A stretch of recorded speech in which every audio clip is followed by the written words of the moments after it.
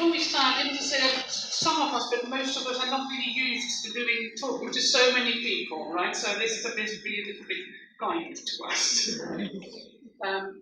So what we're going to do is tell you a bit what GRASSroots is, and then Amanda and I will explain to you how we started and why we started the group, and then we'll give you an example of some of the things we do. So, David, do you want to just say sort of what we do and where we are and what kind of stuff? Yeah, this is Generate, where we meet every month on a Thursday. And it's about, when did we start? Can you remember, Joe? It was about 2 years ago? Something like that? Yeah, I think it's yeah. And there's usually about 5 or 6 people come, but altogether we've maybe had 10 people with learning disabilities who have come and who sometimes come.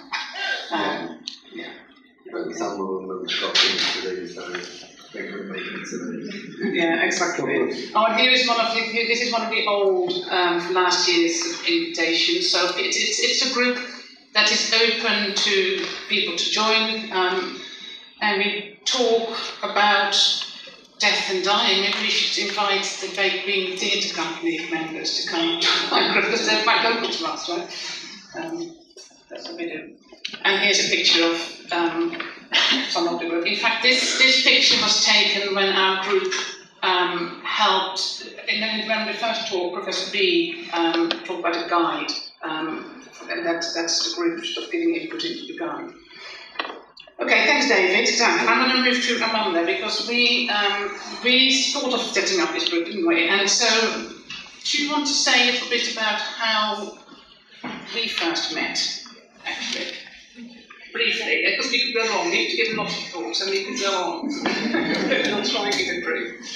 Maybe you should explain first. Shall I explain first? Yes. Okay, so Amanda, you were actually part of the Baked Bean Theatre Company, isn't it? Stratcona. So it's a similar company that does acting, and we worked with them 15 or so years ago on a project around cancer and learning disability. People didn't really want to do that either, did they, at the time? No. But remember why not? Because they thought if you do think about cancer, someone might end up getting cancer. And I said, oh, that's not going to happen. Everyone's being stupid. And I don't know why I said that. Good. And I'm going to just summarise what happened in the next 15 years. So, really, you got cancer. Yeah. So, lo and behold, but because of all the things you knew through the play, you managed to get the right treatments, and you've been free of cancer now for many years. But because of that, you took part in one of my research studies, which was around finding out what it's like to have cancer if you have learning disabilities. Okay. And that is what this picture is, because you then wrote your story and we published it. And actually, you were so good that I thought, actually, I need this woman as my colleague. So you became my co-researcher. We employed you at St George's University, where I then worked, where I'm a researcher. I do research around end-of-life care and death and dying and bereavement needs and cancer care for people with learning disabilities. And yourself and Gary, who you actually also heard speaking earlier, were my 2 co-researchers at the time. So we did a lot of finding out what people's needs are with learning disabilities, and this is a picture of when we just look at all the data, as it's called. But for many years it was just you and Gary, who were my co-researchers, because we found that it is quite hard for people with learning disabilities to get, to begin to talk about death and dying in a way that is actually bigger than themselves. If you do research, you have to sometimes step back a bit and not think just of your own experiences, but of the whole bigger picture.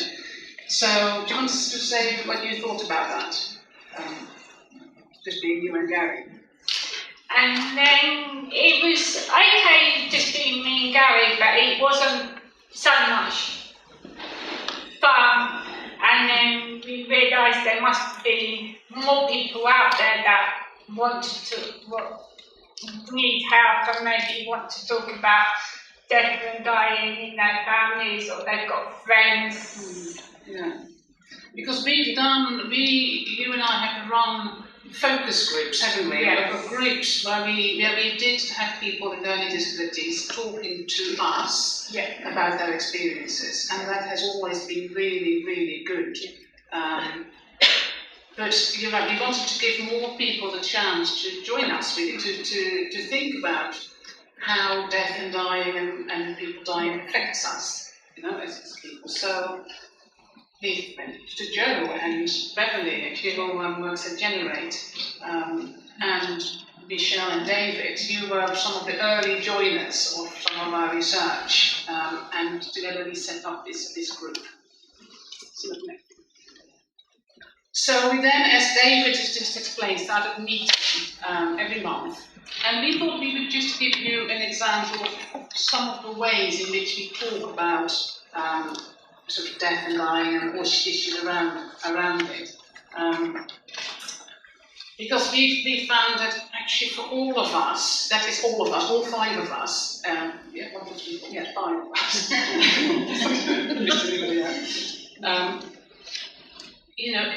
any of this kind of work makes us think about our own experiences, and we want to talk about them. We all want to do that. So a lot of the time, we talk about that. I don't know if you want to say anything about that, David or Michelle, about how we talk a lot about our own stories. We discuss, like in my case, when I lost my grandmother, the group was very supportive, listening, and we also did a book, but we was like reading the actual book without no story, so we had to actually make the story up as we went along with like John, and then I can't remember. Shall we show them actually? Because that is very good. That is very good. That leading on to, because we've got John up here. The picture.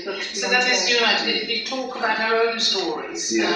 And I don't know about you, but I find if somebody that you really loved has died, you actually do want to tell that story, not just once, but many times. And we keep coming back to it, and it's helping all of us to hear the same stories again and again, because we begin to understand what they mean, don't we? But we also, we look at storybooks, where we used, in this case it was Books Beyond Words. So do you want to, didn't you see this, Michelle? Do you want to say, so this is an example of the questions we asked ourselves about these stories. So here, what do you want to say about this story? My opinion on that is that even though John has a learning disability and that he is dying, that he should be told. Just because he has a learning disability doesn't mean that he shouldn't be told. And yes, that's my opinion.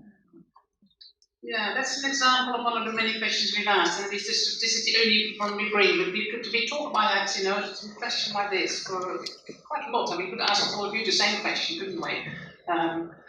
And we all had different opinions. So I don't know, what did you think about that question, David?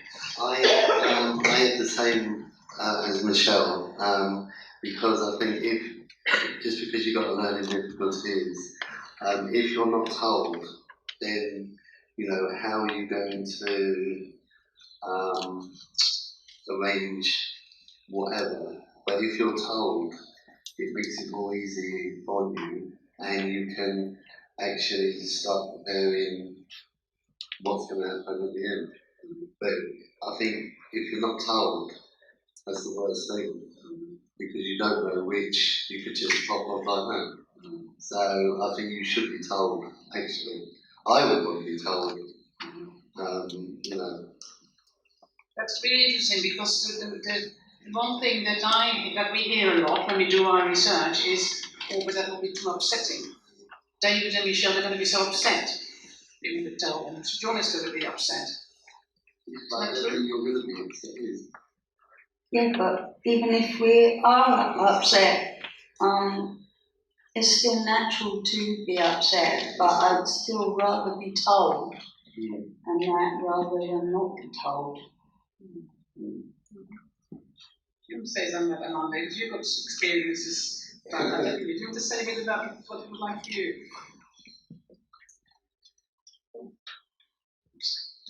When I was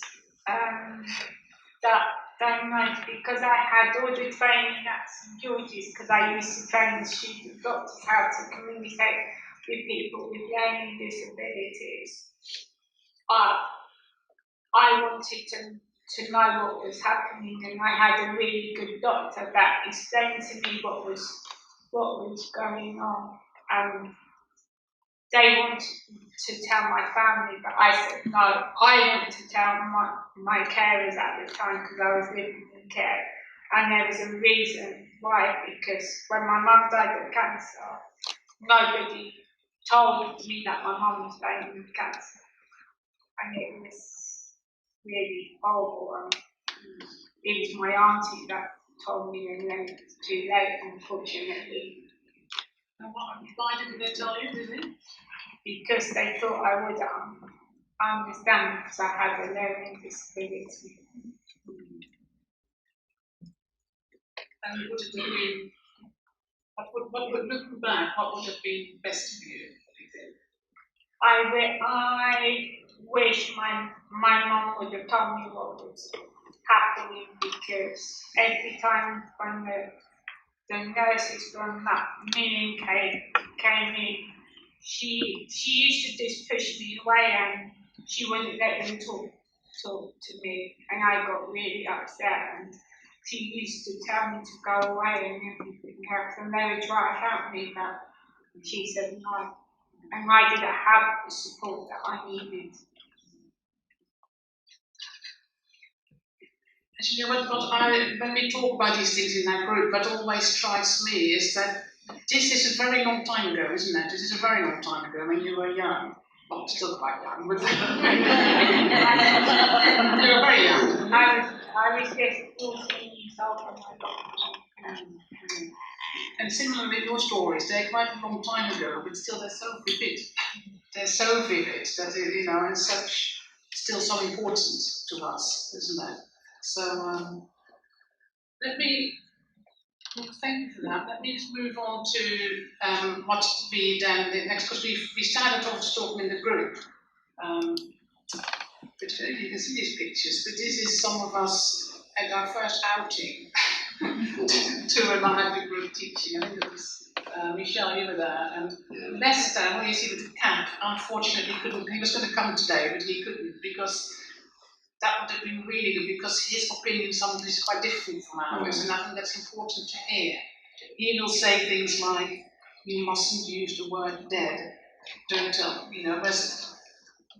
don't know, you may well say, but what words should we use when we talk about dead and dying? We talk about that. Because that's the question you start asking, but how can I speak about it? What words can I use? What words can we use? Well, well, a lot of people would use passing away, or going up there in the sky,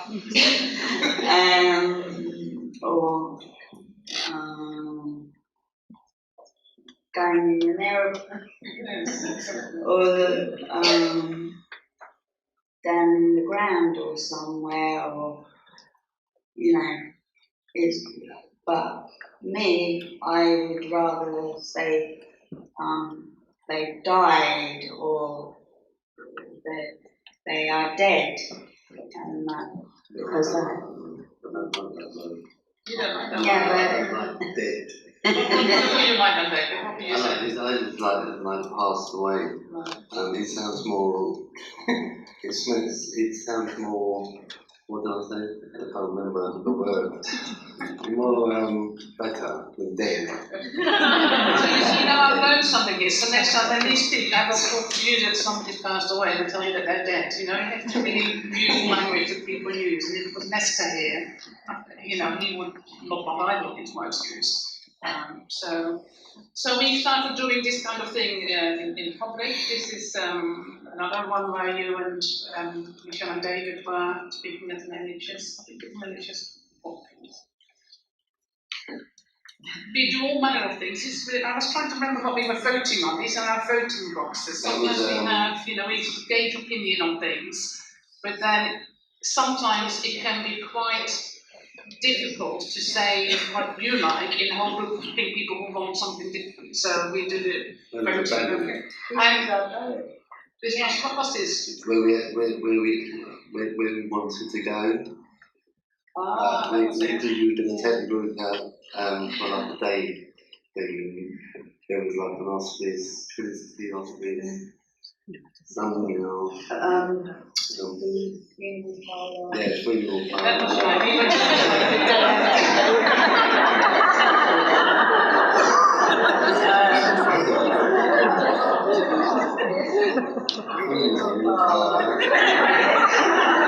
Why do you want to go on holiday, folks?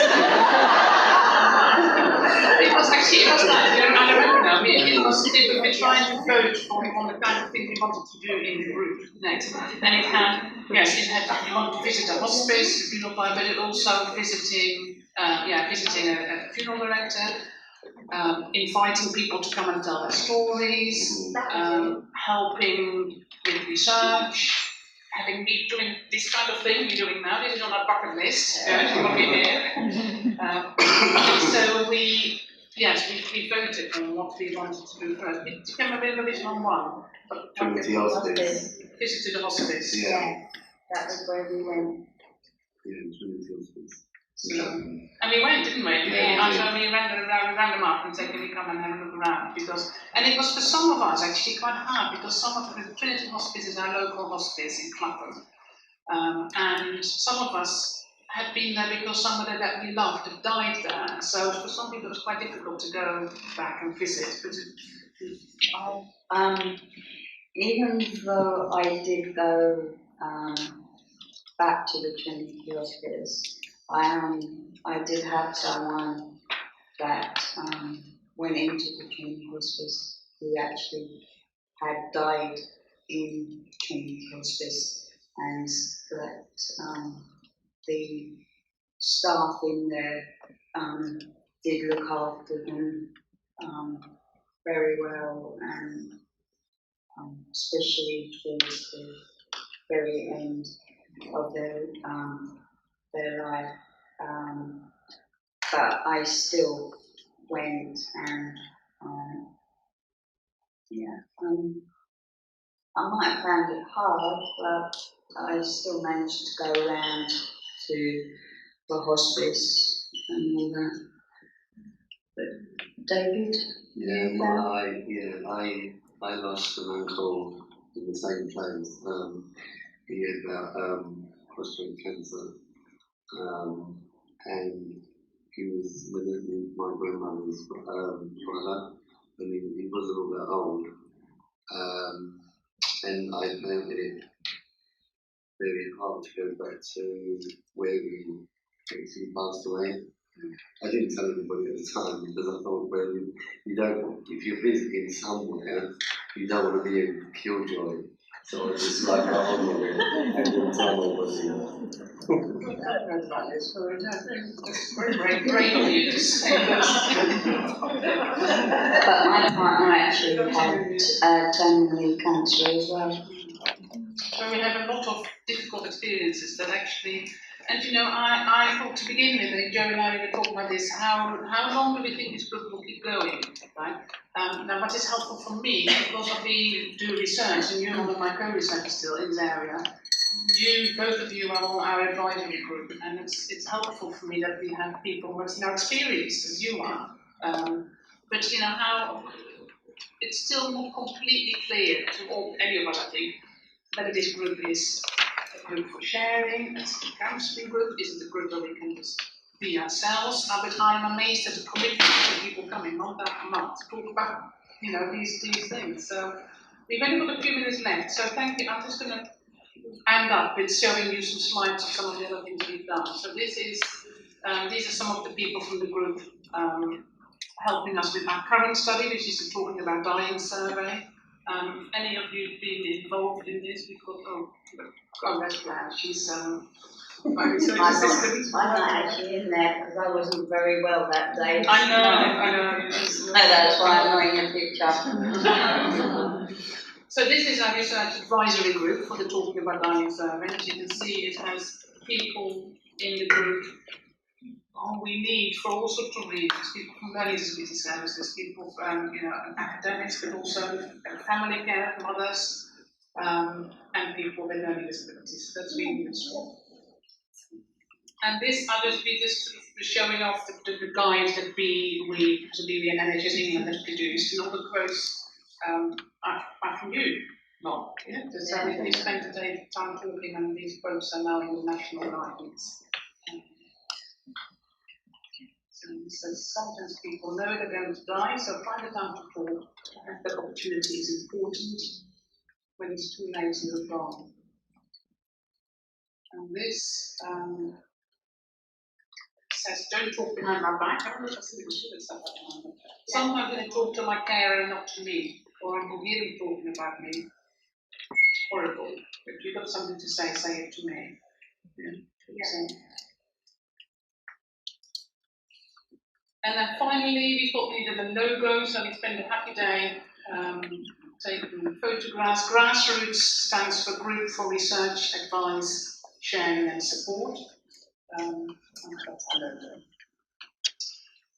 Thank you. Thank you very much.